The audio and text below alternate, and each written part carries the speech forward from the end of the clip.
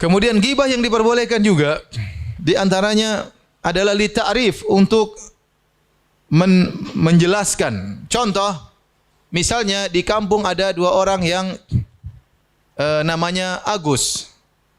Yang satu Agusnya kurus, yang satu Agusnya gemuk. Kalau orang tanya sama kita, kamu kenal Agus enggak? Agus yang mana? Yang gembrot apa yang kurus?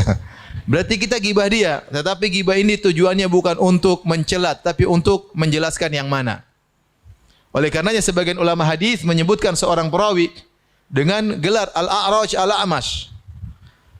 Al-A'raj adalah Abdurrahman bin Hurmuz namanya, tetapi dia dikenal dengan A'raj. A'raj itu orang yang pincang. Dia seorang perawi terkenal, thiqah, tapi dia memiliki sifat kepincangan sehingga sifat dia mendominasi namanya. Orang malah tidak kenal namanya, malah kenal apa? Gelarnya si pincang. Tapi bukan untuk menghina, tapi untuk menjelaskan dia ini si pincang, perawi yang sangat hebat, tapi kakinya apa? Pincang. Ini diperbolehkan. Seperti Sulaiman bin Mihran, namanya Al-A'mash. Al-A'mash itu orang yang pandangannya kurang jelas. Tetapi disebut diberi gelar Al-A'mash bukan dalam rangka untuk menghina dia, tetapi untuk membedakan dia daripada yang lain, ya. Karena yang namanya Sulaiman banyak, yang namanya Abdurrahman banyak, ya udah dia Al-A'mash yang pandangannya agak terganggu. Ini boleh, bukan dalam rangka untuk menghina. Seperti ya Allah sebutkan dalam Al-Qur'an, ya. Abasa wa tawalla an ja'ahul a'ma.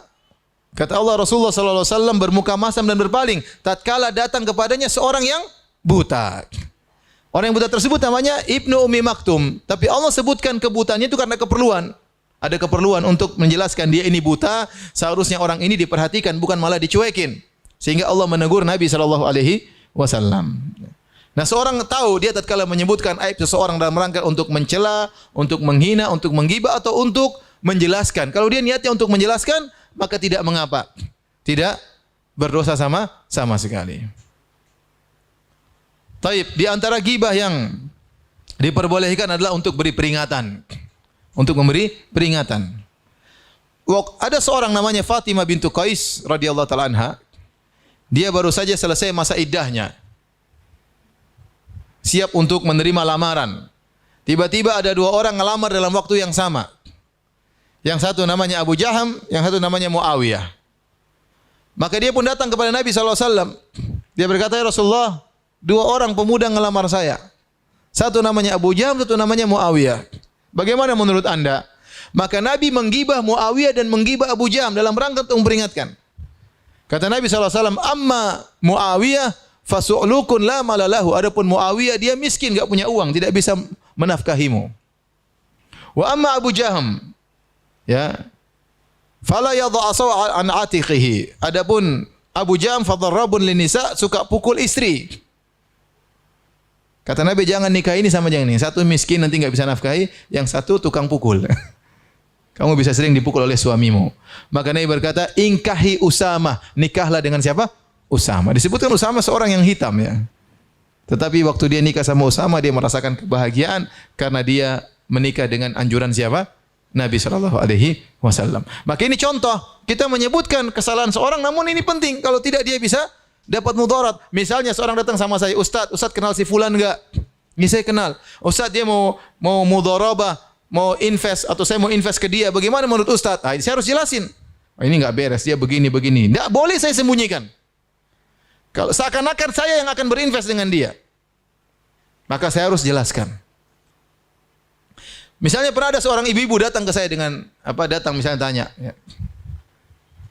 tanya tentang si fulan. Ustaz kenal si fulan enggak? Kenapa? Anak saya, putri saya mau dilamar sama dia. Ustaz kenal enggak? Saya pernah ditanya demikian. Ya, saya harus jelaskan ini laki-laki ini bagus atau tidak, apa yang saya ketahui. Seakan-akan dia mau menikahi putri saya sendiri.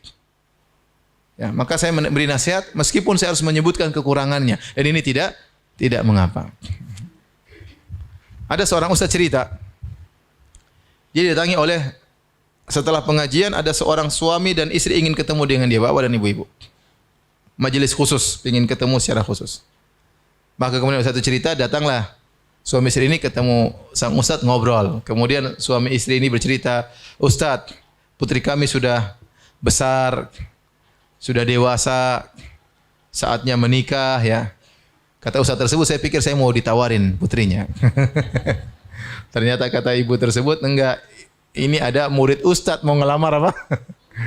Mau ngelamar ini anak saya, gimana menurut ustaz? Nah itu, wajib bagi ustaz menjelaskan dengan ilmu yang dia tahu, tidak boleh dia sembunyikan. Bahkan dalam kondisi tertentu kata para ulama, jika memang dia ini sering menipu banyak orang, kita harus ingatkan. Kemaslahatan dia dengan merobek harga dirinya tidak mengapa demi menyelamatkan banyak orang. Dalam kaidah usul fikih, dalam kaidah fikih dikatakan ya yudfa atau apa namanya yurtakab atau ditolak kemaslahatan khusus demi kemaslahatan yang besar. Ya, enggak ada masalah. Ya. Atau yutahammal ad-dararul khas lidaf'i ad-dararil 'am. Kemudaratan yang individu dijalankan dalam rangka untuk menolak kemudaratan yang lebih besar. Contoh, si fulan terkenal tukang bohong. Kalau kemana-mana dia bohongin orang, investasi di mana-mana dia tipu orang. Kemudian dia mulai beraksi di kota Jakarta, dia mulai beraksi di kota Bekasi, dia mulai beraksi di kota sana, kota Bandung, dia beraksi di kota Sumatera misalnya. Kita kalau tahu kita nggak boleh diam, haram kita diam. Karena kalau kita diam banyak orang akan sana 100 orang ketipu, sini 1000 orang ketipu. Kita gimana? Anda tahu Anda harus sampaikan, tidak boleh Anda diam. Oleh karena Imam Nawawi rahimahullah taala berkata, jika ada seorang dikenal tidak amanah dalam mengurus uang umat, harus dibongkar orang ini. Contoh, seorang ngurus masjid. Ternyata orang banyak sumbangan, masjid nggak pernah berubah, nggak pernah renovasi, uangnya dia pakai sendiri. Jadi itu terjadi. Ya. Saya pernah ketemu dengan salah seorang DKM masjid, dia cerita, Ustaz dulu, ini masjid tiap Jumat dapat kotak celengan. Selalu laporannya 2 juta tiap Jumat. Sekarang saya bikin sistem baru. Jadi kalau ada kotak celengan datang, hitung bareng-bareng di hadapan, enggak ada hitung belakang. Ternyata tiap bulan 8 juta. Jadi selama ini 6 juta kemana? Dan itu terjadi. Maka orang seperti ini harus diingatkan, diketahui, jangan dia jadi bongkar rahasianya karena dia makan uang umat. Seperti ada yang ngurus uang anak yatim misalnya. Orang buka donasi, terus minta uang rekening pribadi dia, ternyata uangnya digunakan untuk usaha. Kita harus ingatkan, enggak boleh. Dan itu kejadian banyak seperti itu. Tidak boleh kita diam-diam, kalau enggak makin banyak orang yang ketipu. Ustaz, bukankah kita menggibah dia? Dia kena mudarat. Iya, mudarat dia kecil dibandingkan kemudaratan yang banyak. Kita menolak kemudaratan yang banyak dengan membiarkan dia terkena mudarat yang sedikit. Faham? Sama halnya saya sebagai ustaz. Terkadang saya melihat sebagian ustaz ngawur bicaranya. Saya terkadang dilema. Ini orang sok pintar ngawur, total ngawur. Saya mau bicara, kalau saya enggak bicara orang terpedaya, kalau saya bicara juga pada baper semuanya ya. Tapi mau tidak mau harus saya sampaikan. Apapun orang omongan tentang saya. Misalnya seperti itu. Karena kalau saya tidak bantah, saya bertanggung jawab di hadapan Allah Subhanahu wa taala. Kamu udah tahu dia salah, kamu tidak menjaga agama Allah. Ya. Seperti itu contoh. Masing-masing kita punya tugas masing-masing. Tapi maksud saya, contoh seperti itu. Bahwasanya kalau kita tahu ada orang yang salah, kita harus nasihati kepada umat atau nasihati kepada orang yang berinteraksi dengan dia. Sebagaimana Nabi SAW menasihati Fatimah bintu Qais tentang Muawiyah dan Abu Jaham. Kata para ulama, kalau itu hanya kemudaratan kecil, apalagi kemudaratan yang terbesar. Orang ini menyebarkan pemikiran yang merusak, tersebar satu Nusantara. Ya harus jelasin. Biar orang tahu bahwasanya ini apa? Salah. Mau orang terima enggak terima, yang penting Anda sudah menjalankan tugas Anda di hadapan Allah Subhanahu wa taala. Tapi di antara ghibah yang boleh, ini yang keberapa? Masa baru 4? Yang keberapa? Yang kelima ya. Coba diulang, yang pertama apa? Mengadu. Yang kedua? Yang ketiga? Yang keempat? Ya.